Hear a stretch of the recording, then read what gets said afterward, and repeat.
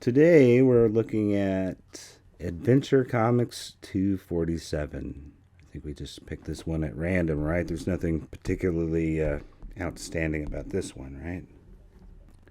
Otto Binder wrote it. Al Plastino penciled and inked it. Whitney Ellsworth and Jack Schiff, they're the editors, I guess. And Mort Weisinger, the story editor. Do you think Mort Weisinger, is he the true creator of the Legion? Do you think it was his idea? I don't know. Do you think he told these guys just do a story about kids from the future? I mean, I wouldn't be surprised. I guess I feel like that's kind of what you always hear is like he has like the whatever the log line or whatever is like, do me a story about this. But in this case, you called out Whitney Ellsworth and somebody else. Right. Jack Schiff. Yep. He was the managing editor.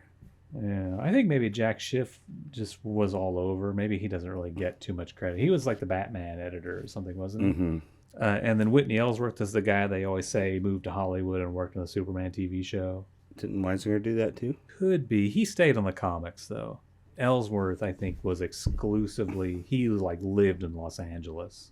I think I read that Weisinger stepped down and went to Hollywood. When he came back is when he took over all these super books. Like he was doing, I don't know if he was doing super books or not beforehand. He was apparently, according to him, who knows what's true, but he at least co-created Aquaman and Green Arrow and several earlier guys. I mean, that kind of makes sense. Like this issue of Adventure, it has Superboy, Aquaman, and Green Arrow in it. So, right. Yeah, I mean, if Mort Weisinger is the guiding light of Adventure Comics this period, he probably did come up with the idea of Legion of Superheroes. He's a creator in the same sense that Stan Lee was. Like, he has a general idea. He tells these guys to make it happen. Only for some reason, he doesn't get all the credit, unlike Stan. Yeah, he gets the credit for Aquaman for sure. I think he must have been writing Aquaman because it's always created by Weisinger and who is it? Martin O'Dell or somebody? I can't remember. Oh, Paul Norris. In those cases, I think he might have actually been writing those stories. Yeah, I think he's credited as writer, huh? So it might be a big question about who actually created Legion of Superheroes. And right. I think the credit always goes to Binder and Plastino. Yep. But yeah, so much of this shit is guided by Weisinger for whatever that's worth. Right. I don't know. Yeah, and I'm not trying to take credit away from those guys. I'm just wondering if a third name, if it's three people, if Weisinger set it all into motion. But I haven't seen anything with him bragging about creating them. Like he makes a point to like name all the things he came up with several times in the couple interviews I've seen with him. And they're stupid things. The reprint annual, right? Red Kryptonite, right? But maybe Legion is so low on the totem pole, he doesn't like. Nobody knows what this is, so I'm not going to bring it up. But they're huge. Adventure Comics is a huge seller back then, right? I think if you're a person who is like really trying to get make sure everyone knows your resume, and there's this comic that consistently sells whatever 500,000 comic books a month, like that's a concept that you would take credit for over like the initials LL in Superman, all those characters. That was my that's a stupid idea. Who gives a fuck?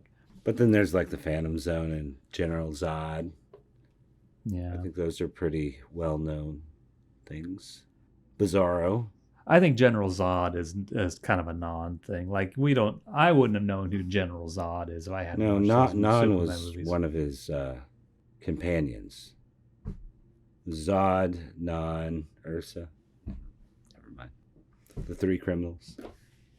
But the shit that was like a runaway success in the 60s at the height of Mort Weisinger's career, he would probably take credit for that. And like you said, he didn't really. The Superman stuff, yeah, but I don't see him bringing up the Legion very often. Yeah. But to hear him tell it, every story was kind of his idea. He didn't want his writers to come to him with ideas. He would say, what did he say? Like, I didn't want them to have to rewrite a thing because I didn't like it if I give them the idea, right? Like he was doing them a favor. Like he didn't want him to slave all weekend over an idea that he would think just sucks and come Monday. So he's going to make it easier for them by coming up with them for them. Right. Yeah. Right. The other thing, though, about him not mentioning them, those interviews are from the very early 70s, probably. Like, the Legion became extremely popular for DC in the 70s. Like, it was one of their better sellers. But these interviews might have been before that happened. And then there's the whole, like, what is considered successful? Is it successful if it's on TV and everybody knows what it is? Who doesn't read comics? Is that the measure? I think for today it is. Back then, when publishing was the thing, I'm sure the number of copies you sell in a month is the measure of popularity, especially in the comic book business where you couldn't expect something to turn into a TV show or a cartoon or whatever, right? So if you had a comic book that was selling 500,000 or 250,000 a week or a month or whatever, you might be able to say, yeah, that's a big success. And the other things got canceled if they weren't a success or something, or if they didn't sell those numbers. I don't know. It's a totally different world. I don't understand any of it. Yeah, I don't even know if books got canceled back then. Did they? It seems like more often they just get repurposed. Right. They rotate out the feature, right? Right. It was like a real pain, I think, to like register or get the books accepted into the distribution. So it was easier, I think, just to keep the book but change out the characters. Or sometimes they'd even be able to change the name, but they'd keep the numbering because it was still like on paper the same publication. Yeah, that's some kind of newsstand distro type of stuff, right? The Legion, these guys eventually took over a slot. Like in this issue, it's Superboy leads off, Aquaman, Green Arrow. Or actually, Green Arrow is second, and then Aquaman. But like the ones that we talk about all the time on our videos are quite often it's a Legion comic and then a Superboy comic, and that's the whole issue. The books had shrunk by then. But also at some point, Legion took over that other slot. It was Bizarro, and Legion took it over. And I don't know. John Fort. Yeah, John Fort did both of them. John Fort and Jerry Siegel, I think. But I'm not sure. I don't know what the decision was, or why the decision was made to go from Superboy and then Bizarro to Superboy and then Legion, and then to Legion followed by Superboy. It just makes me think Legion was pretty popular, I guess, if you're going to lead off your magazine that used to be Superboy magazine, the son of the big superhero, and turn that into the Legion of Superheroes, who today nobody knows who they are. The son of the big superhero. Yeah. Wouldn't you think Superboy is the son of Superman? I think he is nowadays. That's true. The latest iteration is. Yeah, it's weird because a lot of things I read describe the Legion as an overnight success, but it was like a year and a half, 2 years, 20 issues before they showed up again, even the second time. Right. Seems like a long... I know comics have a kind of long lead time, but not 20 months. In 20 months, your whole audience has changed. Like at that period, like all those 8-year-olds are now 20 months older. Right. There's new 8-year-olds reading these comic books. They don't know about the very first time. you know? And that Bizarro feature, like, that hadn't even started at this point. So even after they'd shown up, they decided to try Bizarro first before they, resorted to the Legion. Yeah. So I don't know, were they really popular out of the box, or was it after? Because, they showed up like, I don't know what, a dozen times before issue 300. Like, did they kind of slowly build in popularity? For me, I feel like the kind of tease aspect where there'll be a 12-pager and it hints at this world where there's a bunch of other superheroes, and you'll see a different one every time, plus the first three you saw a long time ago. That makes it more interesting. Like, maybe as a kid when you read this, you don't know that, like, you don't totally put two and two together that there actually nothing else exists behind the scenes for this world. And you read it and you're like, geez, I bet Cosmic Boy is doing something cool when I don't see him. Right. And like, you feel like they're holding back stuff that you want to discover, but in reality they haven't come up with it yet. Right. Yeah, they hint at and tease a whole big world out there. Right. And they just give it out in drips and drabs. And then when eventually they must get enough mail into them requesting the whole kit and caboodle of this stuff, and they go for it, I guess. It is curious. Like, I don't think with this first appearance they intended to use them again, or they probably wouldn't have written them so unflatteringly. Like, they're douchebags. They're jerks. They suck. Yeah, they're not that cool at all. Like, maybe they had some inkling that they might reuse them, because they kind of like bend over backwards to kind of like not really redeem them, but like Superboy's okay with them being douches at the end. Like, oh, we were just kidding. It's all good. Like, the real ending seems like it should have been like, well, I don't need to be in your club. You guys are snots or something, or he somehow rubs it in their face, Yeah. The way it's written, the end is just like, the moral is, if people make fun of you, just suck it up, and then maybe they'll feel sorry for you if you start crying. Yeah. Maybe we should go through the comic and explain what the plot is exactly.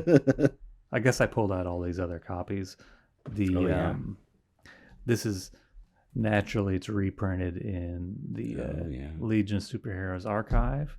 I have that. This thing came out not long ago. This is a paperback version, I think, basically, of the Legion of Superheroes archive, volume 1. This was published in, it doesn't say what year this came out. It had to have been. It came out shortly after the omnibus. Yeah, it's like 2018 or something, right? Yeah. This says 15. I think I paid $10 for this. I see it relatively cheap all the time. Yeah, I kind of like it better than the omnibus. It has this nice cover by Doc Shaner. The paper on the inside, while it isn't newsprint and it is bright white, it's more of a matte than what is in the omnibus pages are shinier. Oh, the omnibus? Okay. Mm-hmm. I don't have the first omnibus. It's the same paper. Yeah, it's a little bit slicker in the archives. Yeah, it's really slick in the archives. Yeah. And then other notable reprints, there's Silver Age Classics. This is from... It's weird how dark his helmet is on that one. Yeah, this is from 1992. And then Millennium Edition.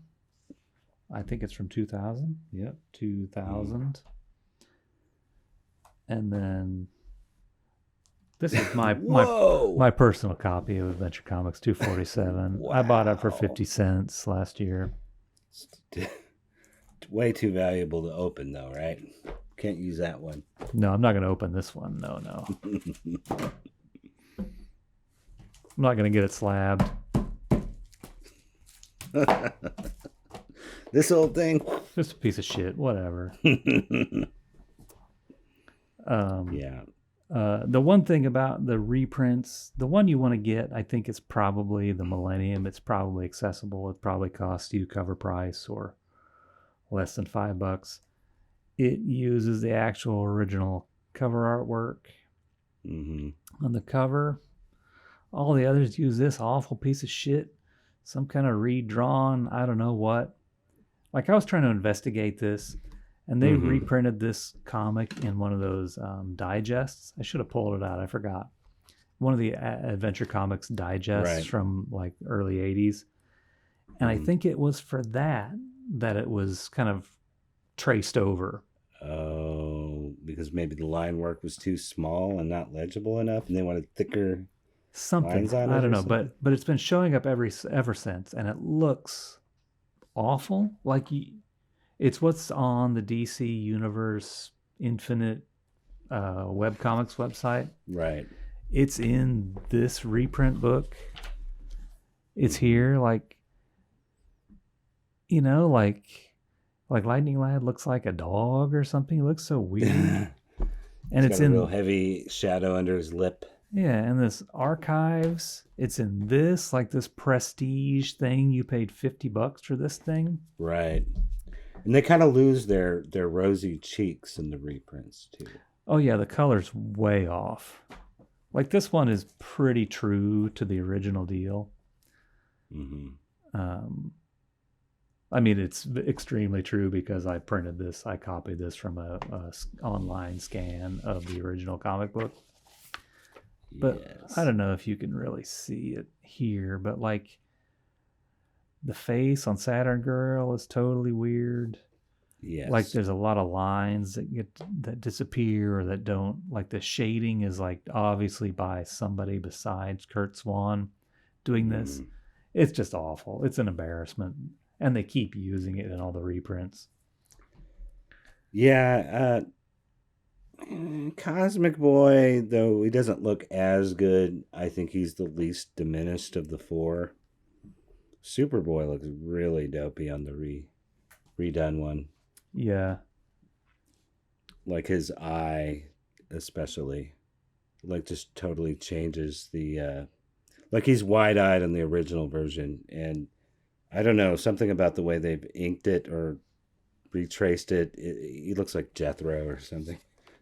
Yeah, once you take away like the sort of the mottled red on his face, it just looks really weird and wrong. And then he's redrawn very poorly.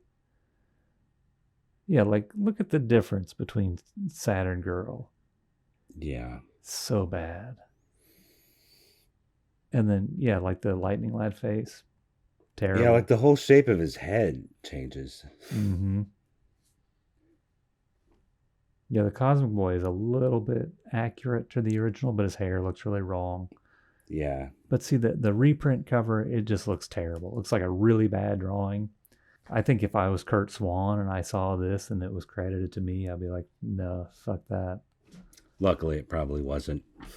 Yeah, luckily. This is DC. Credited to George Papp, maybe. Right. But so this is the one. This is like, it's not great either. I shouldn't be surprised, but I was a little disappointed anyway, like when I Googled this issue, because I wanted to see if anyone had written anything interesting about it. And all I could see for miles and miles of swiping down was, key issue, worth point. Like, that's like the only real point of interest people seem to have. Yeah. In old comics now is like the value. I had to dig deep to find some blogs where people were actually talking about the story. Well, this is about maybe the only really valuable Legion issue, right?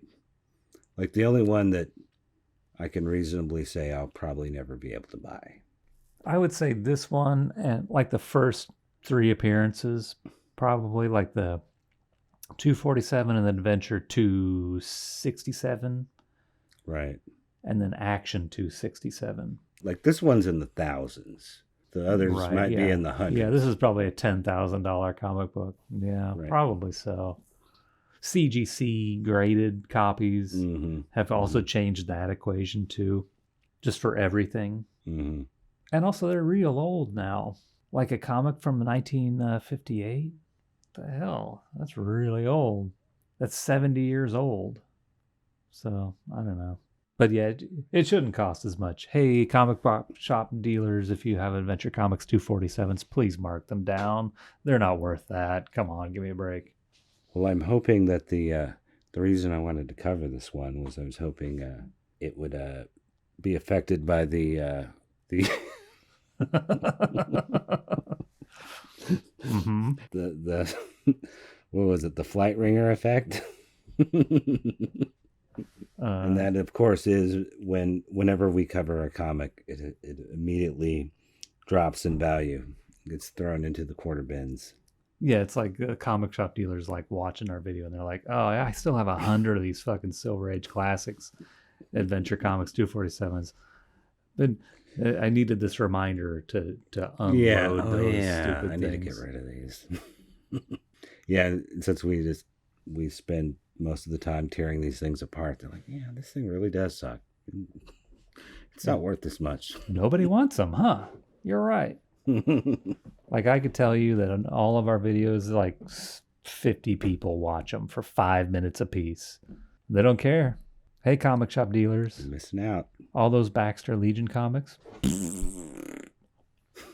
Here, there. That's thumbs down. Nobody wants them. Yeah, Put them in your bargain bins for 50 cents. Adventure Comics 300, it's only worth $20. I mean, it's only worth 25 cents. And another reason these all should be cheaper is because look at all these. Look, it's been reprinted everywhere. It's so easy to get. It's so common. Mm-hmm. What about what can you tell me about the Adventure Comics font, David? Anything? Irish Snap did that. Oh, that's the guy who came up with it? The famous DC letterer who did like all these balloons. Like this is his distinct lettering style. Like all this stuff. This guy worked up until the 50s. Or up until maybe this late 60s. Mm-hmm. But yeah, I'm sure this is Irish Snap. Well, you know what I could... The comics part, this word... That's like Action Comics. Yeah, it's straight off of Action Comics. And which comes from More Fun Comics. I think they cribbed it even from even an earlier source. That may be. I know in the earlier Adventure Comics, when they first adopted this logo, the A used to be the Action Comics A. Like the one that kind of goes off the edge of the page. Okay. Do you know the one I'm talking about? Yeah, I think so. It's more. This one is kind of like a brush, like a sign painter brush. Right. They swapped it out for one consistent with the rest of the logo. But when they first debuted this variation of this logo, it had an Action Comics A instead of the A that it has now. I don't think I've ever noticed that. Obviously pre-Legion. That's why you don't know. I mean, I've seen some of those. I mean, I don't know why anybody would ever look at something that doesn't have a Legion superhero comic book in it, but that's almost the Action Comics logo. It's not like this kind of curly Q one. It's not even on there. Huh? When did they bring in like at first you said it was just the A, but it's actually the whole thing, right? I guess so. I saw an example like that on a blog all about these titles, but that may have been like the blogger coming up with a hybrid. Maybe that doesn't look like it was ever officially used. But that original one, I think they had that almost all the way back to the beginning, but then it slowly started shrinking down and tilting in the same way that this one does before it switched to the cursive. Yeah, I was asking because I was trying to figure out how to write in that style if I were to change it into something like flight. Oh, this? Right. I don't know. It'd be too hard. And I was doing miserably at it, so I was trying to find more samples in that style. Oh. Well, yeah, the thing about these old logos is they're all done by hand to look like some machined type of thing. And it's just like that Irish Snap, he did like Natural History Museum, like some kind of shit where you hammer into limestone, like old-fashioned Roman style carved letters. You know, like this guy, he wasn't just a comic book person. He was not an idiot. He was a smart person and a person who knew his art, you know? Yeah, I don't know. It's not a typeface. A lot of people they don't know the difference between stuff that was generated by a human being or a mass-produced type of typeface printing. Right. I can't even really explain the difference. It's hard. But like we can understand a sign painter painting a new sign versus shit printed by a printing press. And that's the difference between the logos of an early comic book and the letters page or this type of stuff. So even though it has sort of a uniform mechanical quality, it is still a hand created. Right. Like early professional looking signs have that more polished mechanical look to them, more symmetrical, more uniform, but it's nevertheless done by hand in comic books. And in everything up until a certain point. Right. Nowadays, I don't know.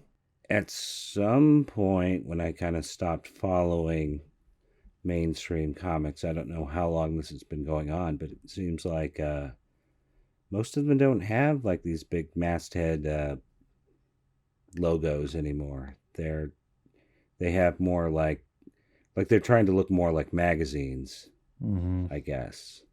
Like very clearly computer fonts, very unremarkable.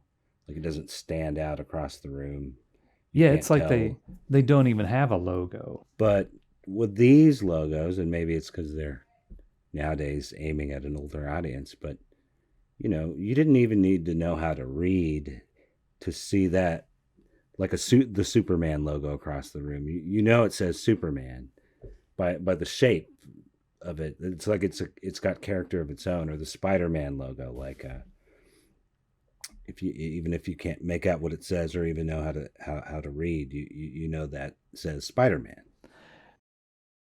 What's strange about Adventure Comics is that, like, this is Adventure 247. They're 250 issues into this comic book. I'm guessing maybe it didn't start, like number one maybe was not Adventure Comics. I don't even know. No. I think it might have been More Fun. Oh, really? That morphed into Adventure? I think. But today, the only thing anybody ever talks about Adventure Comics about is that it was the home of the Legion of Superheroes stories. Maybe Bizarro was in there. But they don't talk about Green Arrow and Aquaman being in it. They're their own thing now. They kind of like, you talk about Aquaman, you say, yeah, he's in Justice League. He's had a movie. He swims with the fishes. Right. He's Aquaman. You don't talk about his time in Adventure Comics. It's not notable that he was in Adventure Comics. It's far enough back. People don't. Yeah. They graduated to their own books. Right. It's a huge part of like the Legion brand mythos. But then the shit that happens in the preceding 200 and some issues of Adventure Comics, I don't even know what's in there. What is in there? Superboy, I guess. It was kind of a big deal in the Silver Age. Once you get past the more like just generic adventure stuff they'd have, when they started getting into superheroes, that was where Our Man was, and I think maybe Sandman. That's in the Golden Age period, right? Right. The old gas mask wearing Sandman. Okay. Oh, was Dr. Fate in Adventure Comics? I don't think so. I thought maybe he was in the I can't remember, Star Spangled. There was like 2 or 3 books like this. And he was in, I think he was in the one with the Spectre. I don't remember. Yeah, they had All Star and Star Spangled. Well, All Star was like the Jam book. Right. That was the JSA book. Yeah, it was I don't think Dr. Fate was in that. In JSA? No, in All Star as the Jam book. I think All Star was, I'm thinking back, I think All Star had Green Lantern, Flash, and Wonder Woman were an All Star. Well, Wonder Woman first appeared in All Star. I remember that. The JSA showed up pretty early on, but I mean, it was just a framing device. They weren't like it would be a page of them all sitting at a table, and Green Lantern would be like, Flash, did I tell you about the time I. And then there'd be like 6 pages of a Green Lantern story. It's like Family Guy. Right. So it was just like a framing for, but it was like an anthology title that had all the individual members. It wasn't until like towards the end that they actually did something as a team, and only for a couple issues, I think. Not for very long. Alex Toth drew some of those towards the end. Yeah, very primitive Toth. Yeah. He was probably a kid. So let's talk about what happens in Adventure 247. It's a Superboy story. It's not a Legion story. We have another example of like a first page that almost functions like a cover. Like this could almost be the cover. Yeah, they're not on the cover. Oh, I guess they are, huh? They are on the cover. It's a very classic cover, isn't it? A lot of riffs right. on this cover throughout the years. But yeah, like we're getting a glimpse of something happening mid-action before we go all the way back to the beginning, which is how a lot of these shorter stories open. I guess it's kind of analogous to like how like a TV show, like a drama or something, will show like an exciting part right before the credits roll. Yeah, I mean that's a good way to get your story started. It's in media res, right? Like Indiana Jones movies do this, and everything does is like it gets you start in the very exciting part, and then after that you can do some boring stuff once you've roped them in. I guess maybe more often now it still manages to be linear. Like whatever they show before the credits leads into what happens in the story. But certainly in like the old days, like if you were to put on like the A-Team or something, they'd show you some glimpses of them blowing stuff up right before the credits, and then they go all the way back to the beginning. Oh yeah. Which is more like what this is doing. Like we're seeing a big exciting moment. Actually, does this even happen in this story? I don't even think this scene happens in the story, does it? I don't think so. I was just looking at it. I'm like, no, I don't think they do this. This is not in the comic. Okay, forget everything I just said. Well, the splash page shows Superboy experiencing these kids with superpowers. They only have one power apiece, and they're still saving the day. And they can do feats equal to those of Superboy. Yes. And they're named right here on the splash page, the Legion of Superheroes. These 3 guys, a whole legion. Oh, right. They're naming one another. Yeah. The magnetic eyes of Cosmic Boy, Lightning Boy. Mm-hmm. I don't know who this girl is. She doesn't say. It's Saturn Girl. Does it not? We know from the cover. She has her little name. Right. It's Saturn Girl. Oh, they don't have their names on their costumes on the cover. Well, they don't need them. They have a name placard. Yeah, this first page here, this is kind of the classic. Clark Kent's walking down the street, and some son of a bitch is like, "Hey, Superboy, how you doing?" Mm-hmm. And look how smug he is.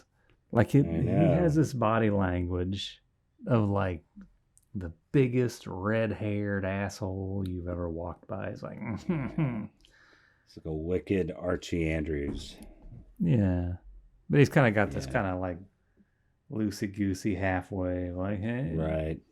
And it really puts Superboy Clark Kent out of sorts. It throws him off to have this smug son of a bitch reveal your secret identities. But maybe it was just a bad joke. He thinks maybe he's just being paranoid. And the next kid down here addresses Superboy as saying, "Hi, Clark Kent." And oh my gosh. And he's just going to ignore him. I thought that was kind of funny where Superboy's like, he knows it's me. I'm just going to pretend I didn't notice that, as if that's a real solution to somebody knowing your darkest secret. Yeah, Cosmic Boy's kind of taking a chance there. I could see a 15-year-old just saying, incinerate him with his vision. Mm-hmm. No one would ever know. Yeah. Well, yeah. He even points out that the red-haired guy in the first panel, he must be new in town. This new kid, Mm-hmm. some other new kid in town. Maybe no one will ever meet him. And then he encounters this young lady. He says, "Great guns, a girl too. Does everyone know the truth now?" This really plays on the insecurities of every boy who has a secret Right. and just can't share it with the people of his small town. He's like, does that like, oh shit, everybody knows that I'm whatever I am. Right? We've got to keep in mind that this is the late 50s. Times were different. If you encountered a girl in the park, you could exclaim "great guns" and there would be no trouble. Well, back in the 50s, if you were a superhero, you had to keep it a secret. There was laws against being a superhero. There was stigma against being a superhero. Like if you wanted to meet another superhero in town, it's not too easy. There's secretive, specific rules and places that other superheroes can go to. They're very territorial about it too. Like this is Superboy's fictional city. So go find your own. Yeah, they encroach on his town. Right. You would think that he would be more upset that there's these other guys. Once they reveal themselves, they undress and reveal themselves to him in the last 2 panels of this page. It's another thing you can't do these days. Yeah, they're like, hold on a second. And they're like, let me undo my tie and like, take off my jacket. These guys, they had to have been super uncomfortable in there. Great guns. Like all these pouchy costumes and all these layers. I know. This stuff was underneath a 3-piece suit or whatever. See, and this also makes me wonder, like, was the cover done before the interiors? Because these costumes all look really great. Like, I love these costumes on the cover. Like, they're maybe my favorite versions of all their costumes from the waist up. but then you see him here, and yeah, got these baggy green slacks on Lightning Boy, and that strange. I guess maybe it's not strange, but the way that Saturn Girl's dress kind of rides up above her belt. Yeah, it's really matronly. Right. Anyway, does Lightning Boy's belt do that somewhere as well? Oh, like have a little overhang? Yeah. Or did you draw it that way once? No, I think maybe you're thinking of his next costume where he has shorts and they're really pouchy. Okay, yeah. It's like a diaper with a belt. Right, Yeah. That's what I'm thinking of, yeah. Oh, yeah, you have no idea what their costumes look like as far as their pants, huh? Right. Based on the cover. I still think that Saturn Girl costume, if it was drawn right, could be a really great costume.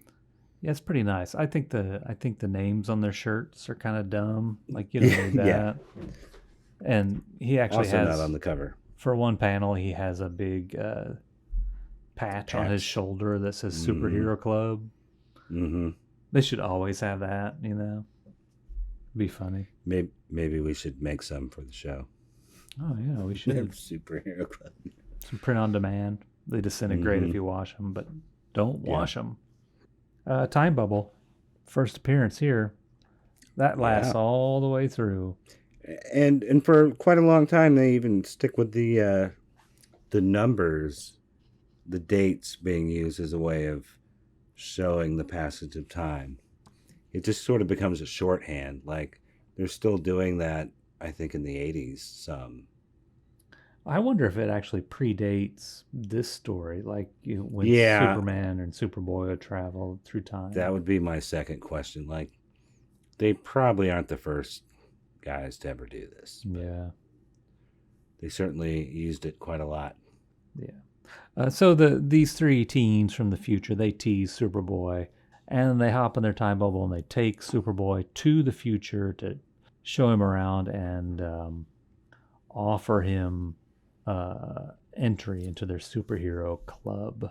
And Smallville has become a super city. But it's still small compared to all the other cities. But it's still small, yeah. This is This thing that says the Jules Verne is a spacecraft that It is? flies you. It's a satellite tour of Earth. It takes you around the world in 80 minutes, like the Jules Verne Around the World in 80 Days story. But I think you go into this and it takes off. It's kind of the idea, or kind of the Right. suggestion that it gave. When I'm looking at it, I'm thinking like Epcot Center or something. It does seem like Right. that, but Were there things like that? I don't even know how old Epcot Center Epcot is. Center came out in like the early 80s. Sorry, man, I've never been to Disneyland. No, I'm not trying to. Ville. It's fine. A lot of people haven't been there. I get it. No, I just thought, I don't think they envisioned this as a ride. I think this is a spacecraft. Because if it's a ride, it's very boring looking. Just a blimp? I guess it's just a ball. And they go to ice cream shop. They go see Superboy's house where his parents died. Yeah, and they have huge buildings put up right next to it.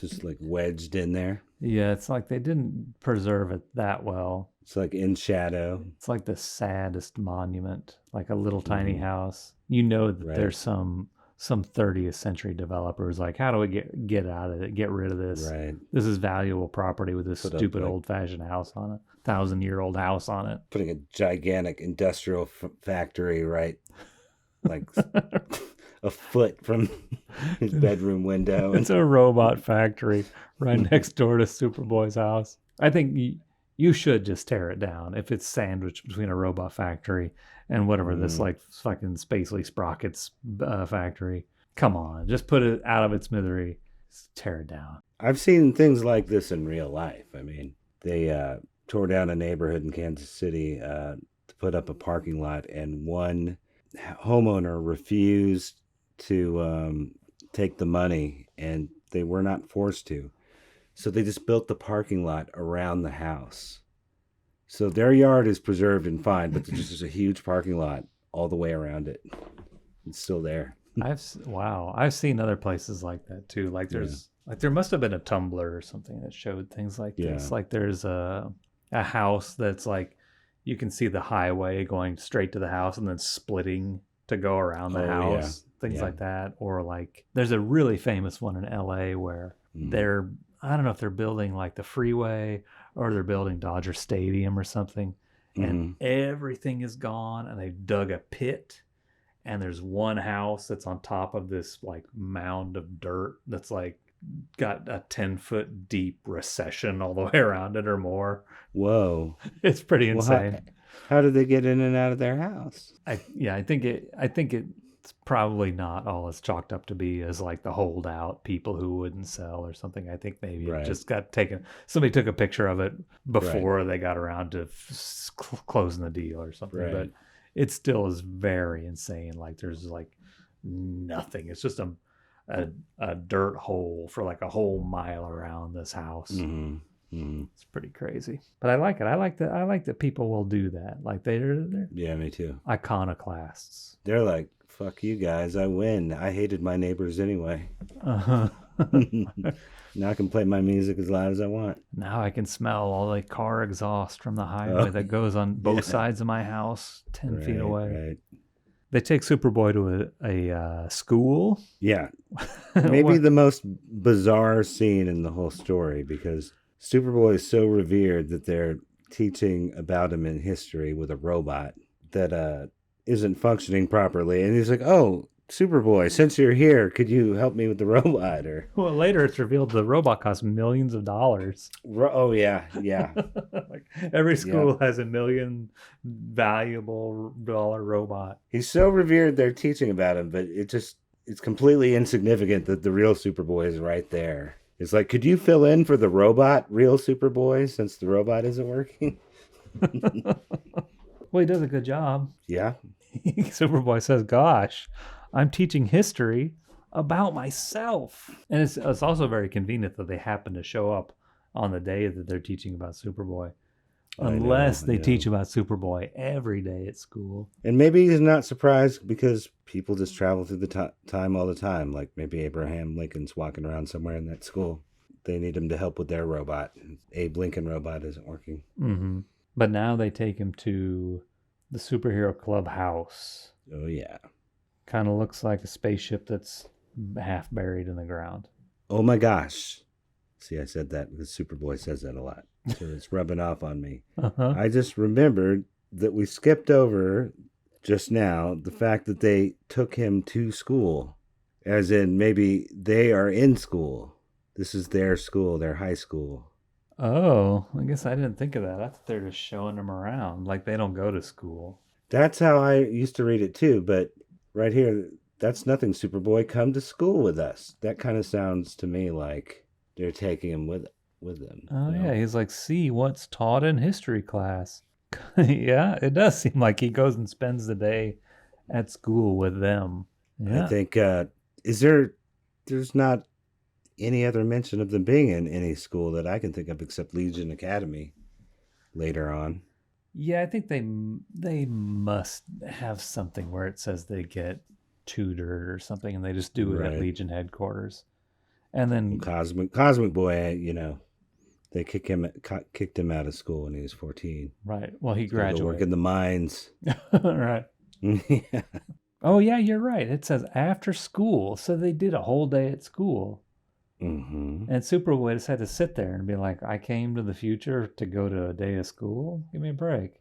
And like be myself. I had to teach a whole class about myself at school. Mm-hmm. Thanks a lot, Cosmic Boy. Yeah. But then after school is when the Legion of Superheroes meeting comes to order. And they propose that Superboy has to do some shit. Right. Some challenges. We have some other members who are not really revealed because they didn't exist yet. I read somewhere someone thought maybe that could be Triplicate Girl in the front because the way their hair is curling up on the sides.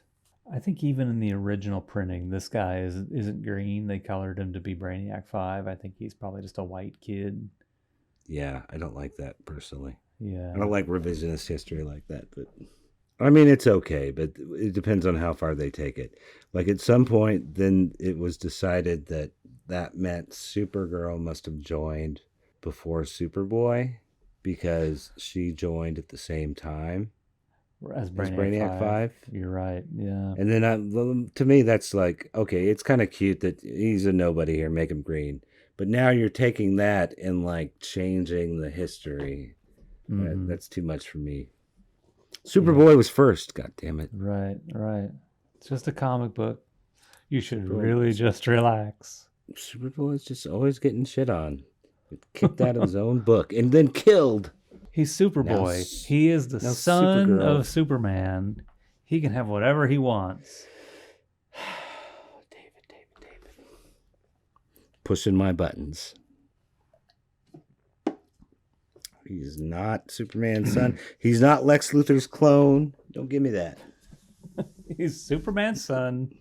He is Supergirl's brother or husband. They can do whatever they want. They get whatever they want out of the world. Yeah.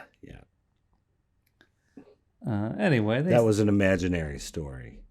what, when he boned Supergirl? Well, there is an issue pretty close to this one, which involves the Legion that gets a little creepy like that.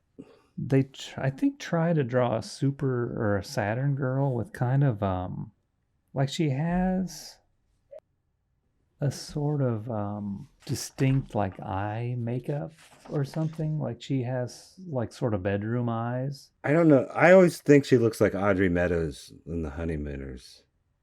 Like yeah, I can see that. the wife.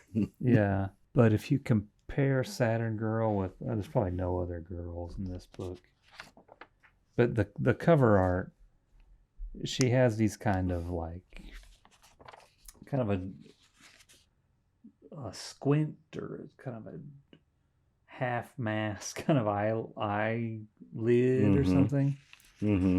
And I don't know if they're trying to make her look foreign or something like that. Oh, I'm not sure, since she's from another planet. yeah, maybe. I don't know. Like I said, I just keep seeing Alice. Right, Alice Cramden. Because her eyes were always kind of, she always had that put out expression on her face, so her eyes were kind of always narrowed. Right, because Lightning Lad's always threatening to punch her.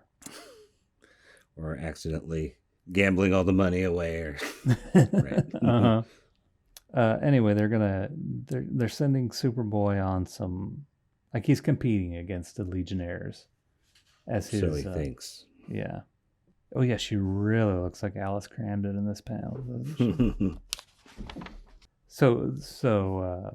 Yeah, Superboy's gonna have 3 trials competing against Cosmic Boy, Saturn Girl, Lightning Lad, and for each of the trials, he gets sidetracked by some other emergency, and then loses the competition. And this one, he has to, like, the robot goes crazy that he was just taking the place of this robot in school, and it didn't work, and now it's running away, and he has to stop it. Right, it's gone nuts, and his solution is, of course, to burrow a hole that leads it right back to the teacher in the class and just get the out of control nutty robot back in.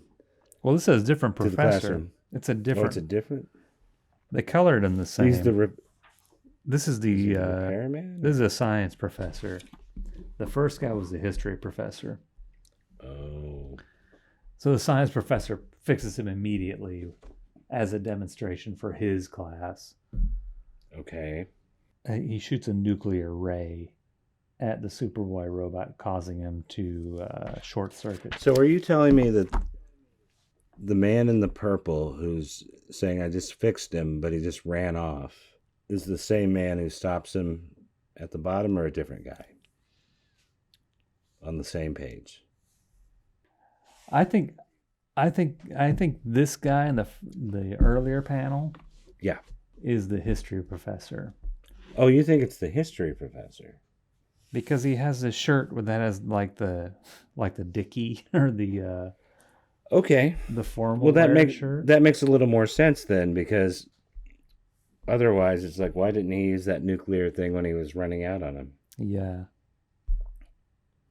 I mean, I'm curious what the original coloration was, because the teachers both are wearing a primarily purple outfit, and they have brown hair with gray temples. Let me see. I can figure that out really fast. But they're different guys. Well, you know what? This doesn't answer anything. I was going to say he's wearing all purple, but there is a little bit of light green. So he could literally be either one of them. Let me see. I think the history professor has like a round face, like he's a chubbier guy, and the science professor is a thinner guy. He seems to have gray temples though too. Yeah, well, he does. Like if you look back at page 4, he looks like Perry White. He has gray temples. Right. But then this history guy, the science professor, also has gray temples. Yeah. But one guy is fatter and one guy's thinner. Right. So they're different guys. Pretty sure it's 2 different guys. The teachers have to wear a school uniform for teachers. They're purple. All clones. That could be too, yeah. They're all bred in a lab. Anyway, this challenge is the statue of the unknown spaceman has sunk to the bottom of the ocean. Oh, no. I'm kind of surprised that never got referenced again. Or maybe it has been. It seems like a perfect thing to bring up again. It seems vaguely familiar, but I don't know. Mm. Yeah, the statue of the unknown spaceman ought to be right there in the Weisinger Plaza. Yeah, Avenue of the Superheroes. Yeah, right. And I don't know who he is or what the story is. That'd be kind of an interesting story. Superboy, Indeed. though, gets sidetracked with his robot shenanigans, fails to get the unknown spaceman statue off the bottom of the ocean. Saturn Girl showing off a second power, even though they make a point of saying that they each have one power. I guess you can sort of stretch it, but so she can read minds, but she can also seemingly control at least animal minds. I thought she communicated telepathically with the animal and told it what to do or asked it to do something. This giant deep sea lizard guy uses its tail to uproot the spaceman statue and get it off the bottom of the ocean. I'm going to get kicked off the show for asking this question so late in the game, but can she talk? Can she communicate to people telepathically? I can only think of instances where she's reading minds. No, she sends like messages out to people all the time. She can send messages to other people? Yeah. Right. This is the only time I've ever seen her be like Dr. Dolittle and talk to the animals. Right. Usually it is with people. Probably every time after this, it's with people and never again with an animal. Right. Well, then I imagine like in newer Legion issues, she's probably written more like Jean Grey, like she's networking all the team together, like so they can all communicate telepathically. I think so, yeah. I think that takes a toll on her, but she can do it if it's an urgent necessity. Right. Yeah, very Aquaman. So Superboy fails this test, even though he has a very good excuse, but he won't make excuses. Yeah, he's not going to try to make an excuse for himself for being a total, utter failure. He's got strong character. He's not going to make any excuses. No weak alibis. That's what Pa Kent would want him to do. I think he could have said something. No, I do too. I just feel like that's brought up 3 times here. Like maybe that, like the writers were like, this is the message we're sending to the kids. Don't complain, don't explain, you know? Yeah. Don't talk back to the boss. I mean, the same thing happens again. Yeah, for all 3 of the challenges. Right. The whole idea that, like, okay, maybe it won't make a difference in them inducting you into their club. But I don't know, to not say that you had a extenuating circumstances, I don't know. Right. They're just going to think he's a loser, right? And the fact is that he's not a loser. He actually could have done that, but he was busy like stopping a fucking rampaging robot. Right. Or stopping the satellite from killing people. Exactly. I mean, he should be saying, this is bullshit. Yeah. I'm more powerful than all 3 you put together. You're just fucking with me. I'm going to go back to the 50s and make sure your time never existed. You guys are never born. I'm going to go find your great-great-great-grandmother. And not have sex with her. I didn't say that. Maybe just take her somewhere, throw her in the Phantom Zone. Or he would have sex with her and use his sperm as a gun.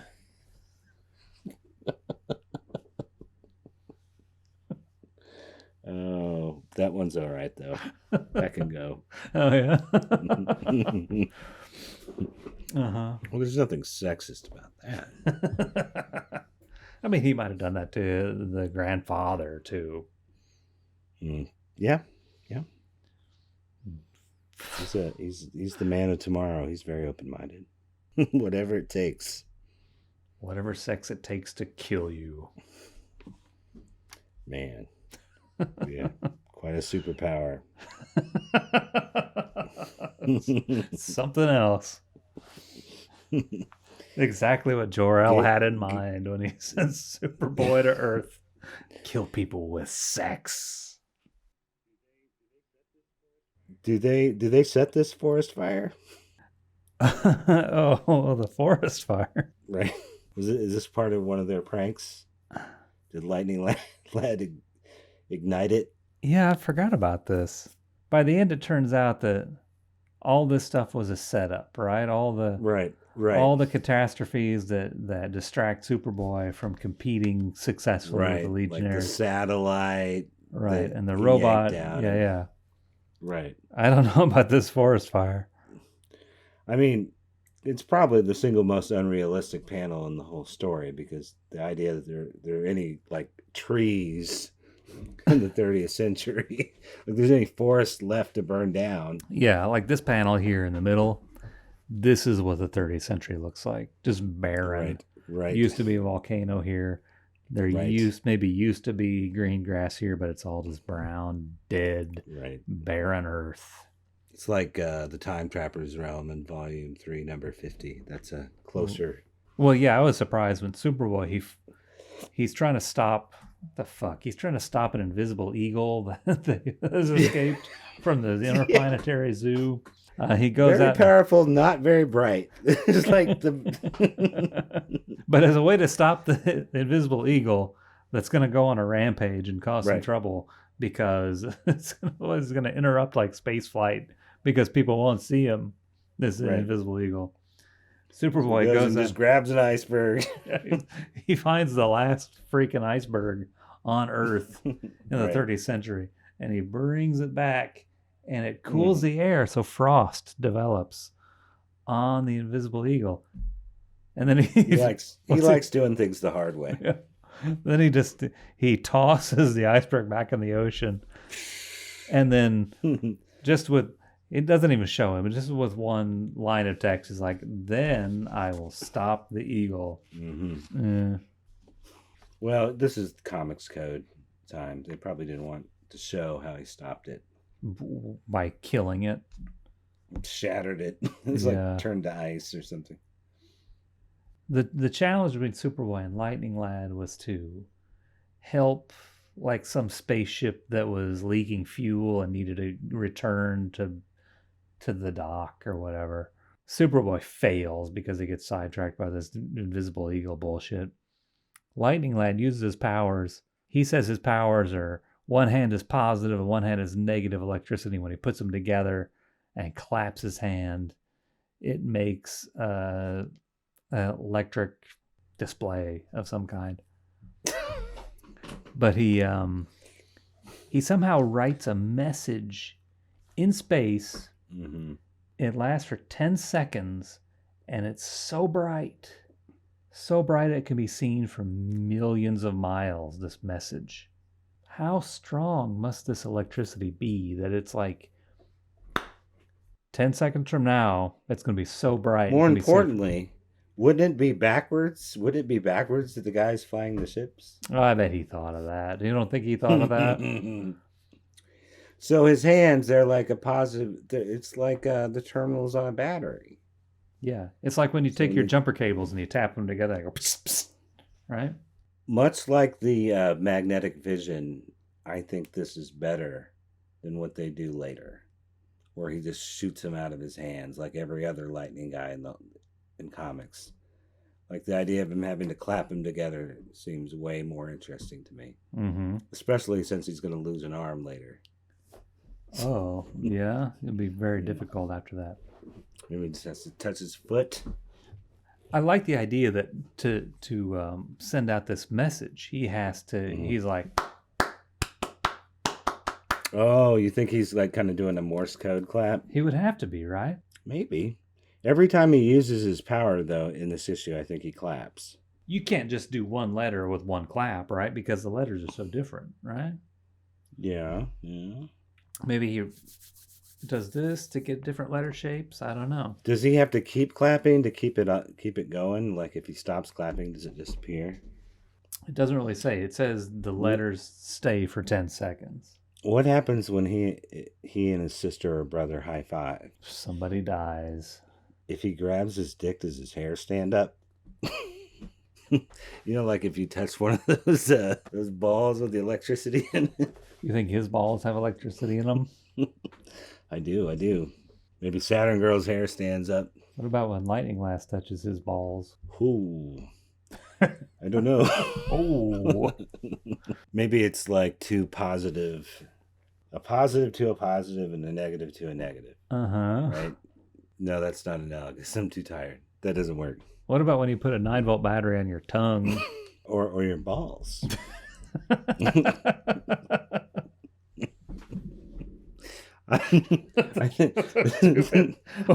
about your balls?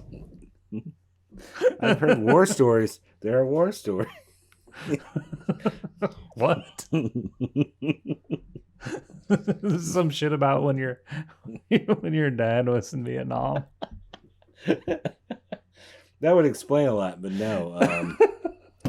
He put jumper cables on his nuts. But I've heard such tales.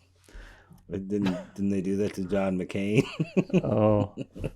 Oh yeah, this is some Abu Ghraib type of shit, right? Yeah. Yeah.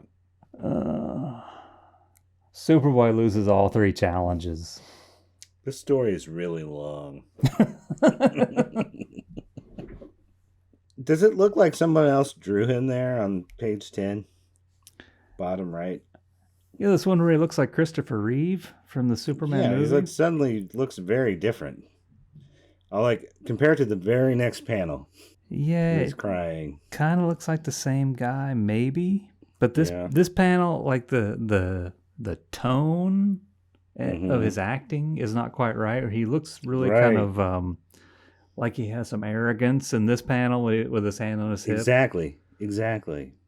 And he's like, no hard feelings. They're like, you're a loser. You suck. You're rejected. And he's like, all right, fine. No hard feelings. And then I guess it kind of makes sense. Like he's putting on a brave face, I guess.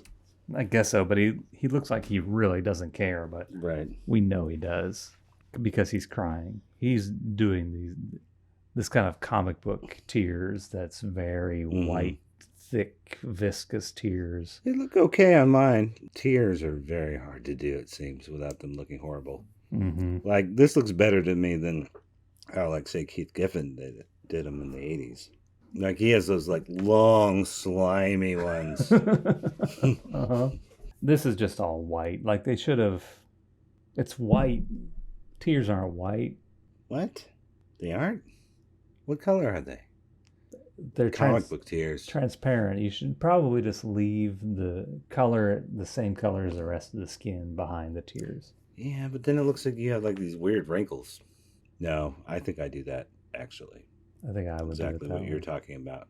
Unless it's a close up. Like this is not close up enough for it to really pull off that way. But yeah. It's just a thing that no one has figured out. This is a comic from 1958.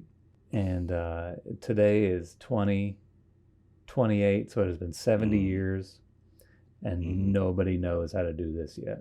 Well, I like the big tears that kind of sprout out the sides and go off the head. Yeah, like anime or like manga. That's the way that's the best way to approach it. Or when they just cock their head back and it's just a big, huge mouth with tears, right? Radiating from every direction.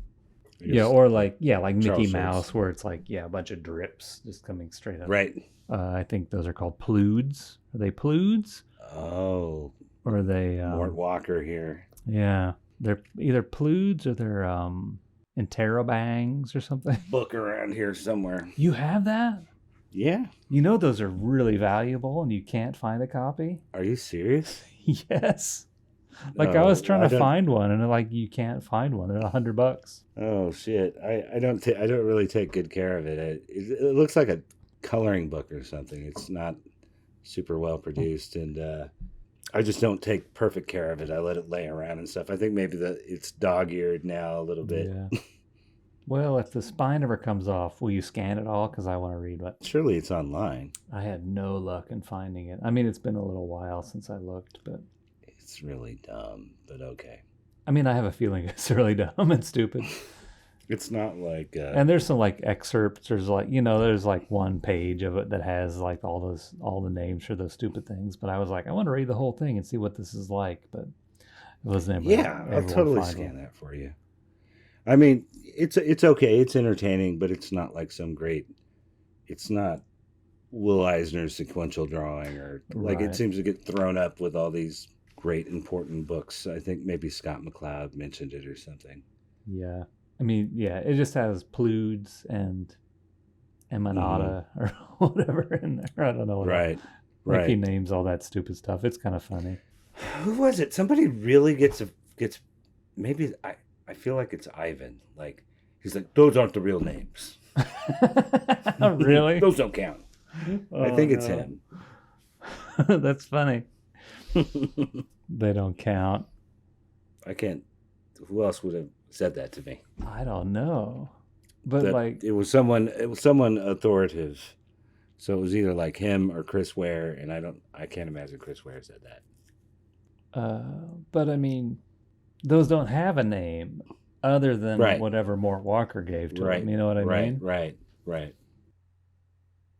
So these guys are bastards, and it's weird that they didn't get their comeuppance. I guess they kind of did. Oh, the Legionnaires.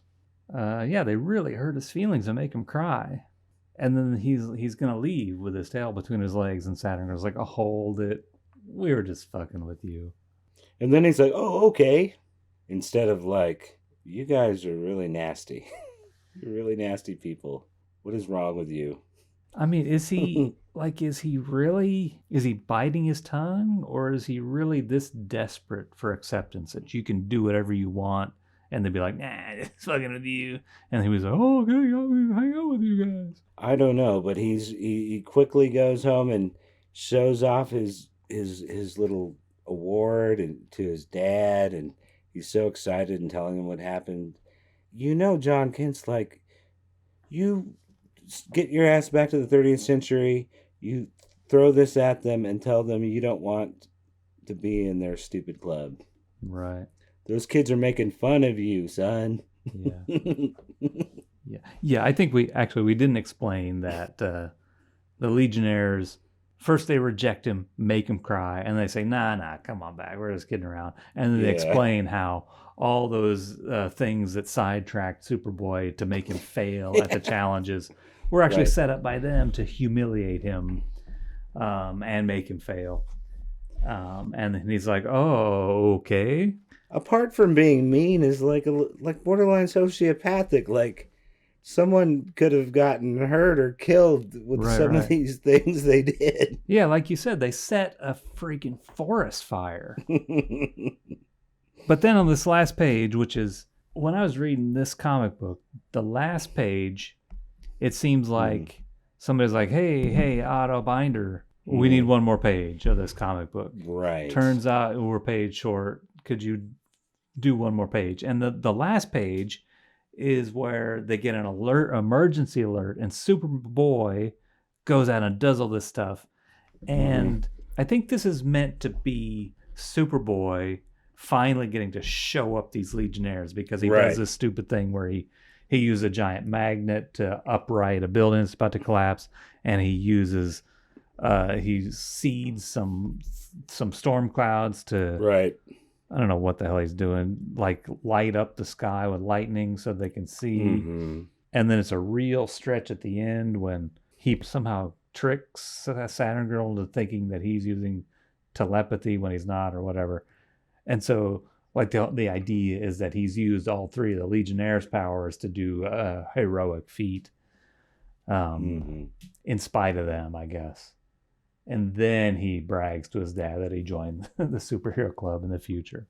It seems kind of tacked on, and doesn't. Maybe Mort was like, you can't end it that way. He looks like a total rube. Yeah. Like a tool. Like these kids are pulling one over on him. They want him there so they can make fun of him, and he won't even know it.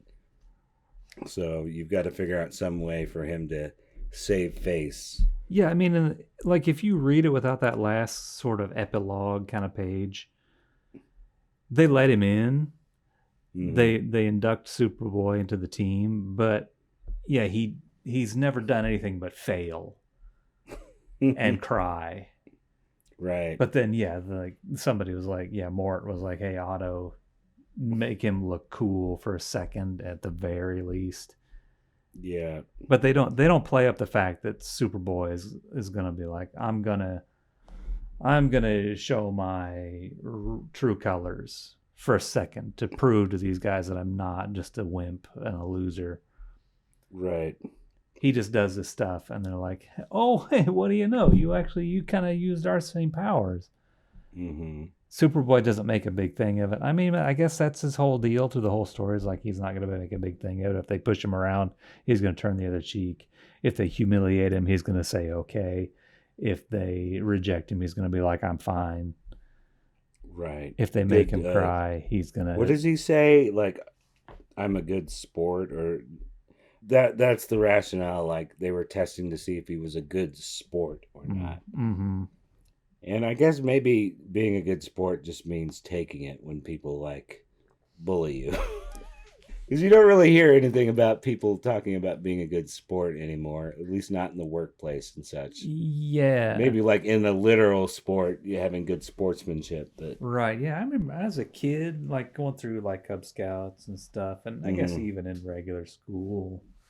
Yeah, there was always the idea of being a good sport and sportsmanship. I don't ever remember it being like, oh, if somebody like whatever punches you in the face, you have to be like not turn saying the other cheek. Yeah, like you're a good sport if you say ouch if somebody hits you in the face maliciously. Well, there's some reason why you couldn't get something done. You don't make an excuse. You just take it. Yeah, that's what this definition is. But yeah, what you're describing is like good sportsmanship is not turning the board upside down when you lose or something. Right. Yeah, like when you lose a game, you don't want to say like, oh, I lost because you cheated, or I lost because I didn't get a good night's sleep last night or whatever. Like it's somebody else's problem and not taking responsibility for yourself. Right. But the Legionnaires give Superboy an award. She says, or a Saturn girl says it's our highest award, superhero number 1 award. Does that mean he's the leader? I don't know. It's like, that's not that great of an award if he's just back to... You just mentioned that you think he pulled one over on them. Like they think he has 3 more powers than he doesn't. No, that's not what I meant. I just meant that he kind of showed him up. Like all this time, he failed. Right. He like there was one mission with one objective, and somehow he managed to fail 2 times every time. Okay, and then at the end, he uses all their powers. To solve on this one mission. Okay, yeah. And I just wanted to make sure I was reading it the right way. Like maybe I totally missed that. No, I was just trying to say that like he does all that stuff, and it's not played up very prominently. Like they explain it at the end, and Saturn Girl's like, "Oh, it looks like you use magnetic powers and lightning powers and some telepathy powers." Right. You had your little joke with us. But yeah, Superboy he's not prideful at all about it, I guess. And he's a dude with a lot of humility. Right. I feel like it's like they've just realized they've gone too far and they're going to get in some trouble. So they're like, oh, you got even with us with that. Oh, and here's a trophy. Yeah, here's a trophy. Don't sue us. You could be our friend. Don't bring your dad to the 30th century to yell at us. Yeah, the picture of Pa Kent here, he's so skeptical looking. Yeah. He's like, an award, great. It's like this Harry Truman head sitting on the desk in the corner. Yeah. Well, and Clark Kent's like, I'll still have my great reputation 1,000 years from now in 30th century Smallville. And Pa Kent's like, nice, congratulations. You know, he's like, where did he really go? He was over at Lannis, right? Where he's like, how did I ever raise a son to be like this? I could be ruling the world with this boy. But no, he wants to drink his milk and play fair. You could go to Fort Knox for me, and I'd never have to worry about them repossessing the farm again. No, he goes and gets a ribbon from the 30th century because he's proud of his reputation. Right. Okay. And the rest of this comic is there's a page of jokes. Did you read these jokes? I missed them. Let me Are they good? let me throw a couple of these jokes at you. Okay, here's a gag. Here's a joke. Okay, I'm ready. The teacher says, "Willie, can you give me the definition for the word indistinct?" Willie says, "Indistinct is where mom puts her dirty dishes." Oh. I thought it was going to be something about stinking. No, it's in the sink. Like, where do you put your willy? In this. Oh, whoa! Here's a joke. Daffy Dan. Who are these characters? Well, Daffy Dan is the famous boy who went into a gas station to get his elbow greased. Hmm. In case you were curious who Daffy Dan is. What about impotent hubby?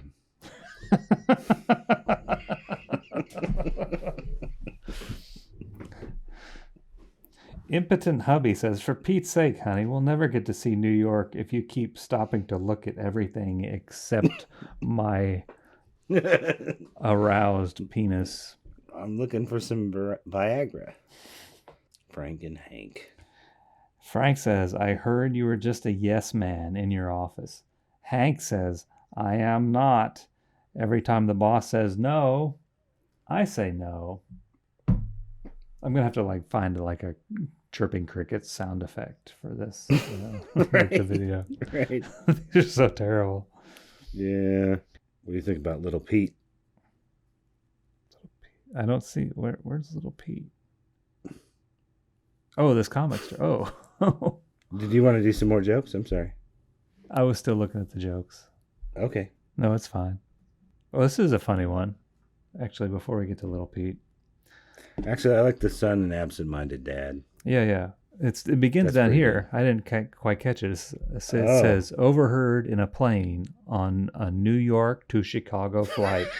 That's good. The son says, "Dad, That's pretty good. Dad, I've got nothing to do. I'm getting bored."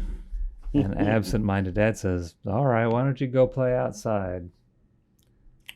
It's pretty good. I wish- It probably would have been even better if they didn't add the absent-minded part. Yeah. "I wish just you were dead. dead. I hate my son." Mort was like, put absent-minded in there. You don't want to get canceled.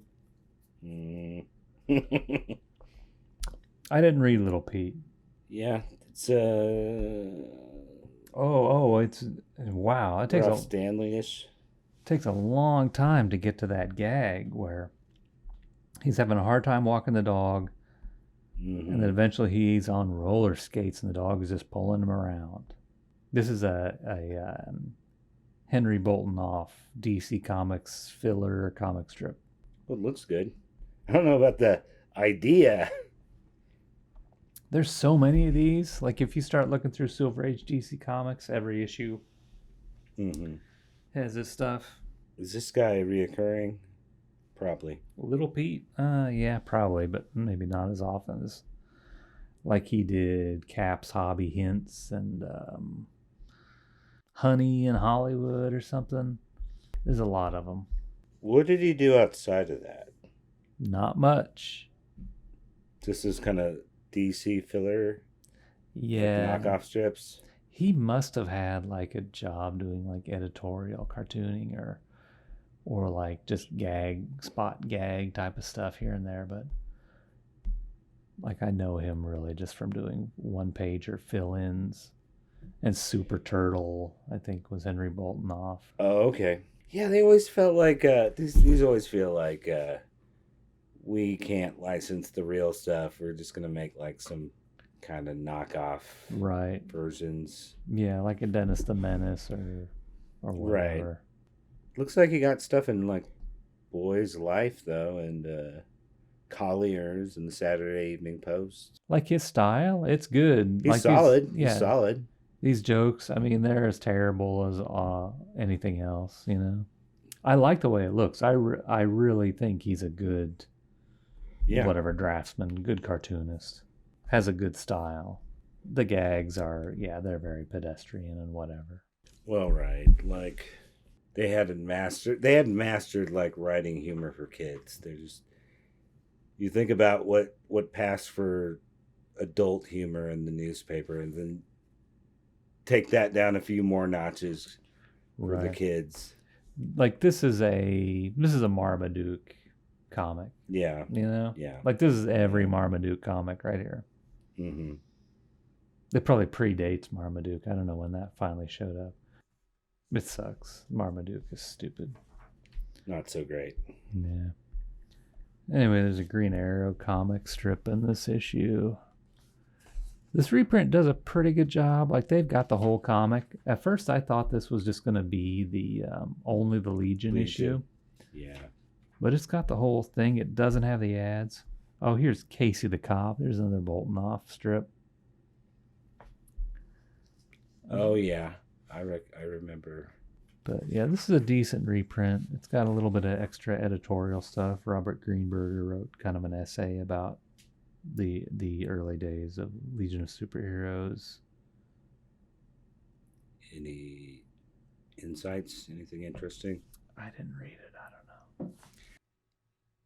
That's it. Adventure Comics 247. It's reprinted a lot. Track it down.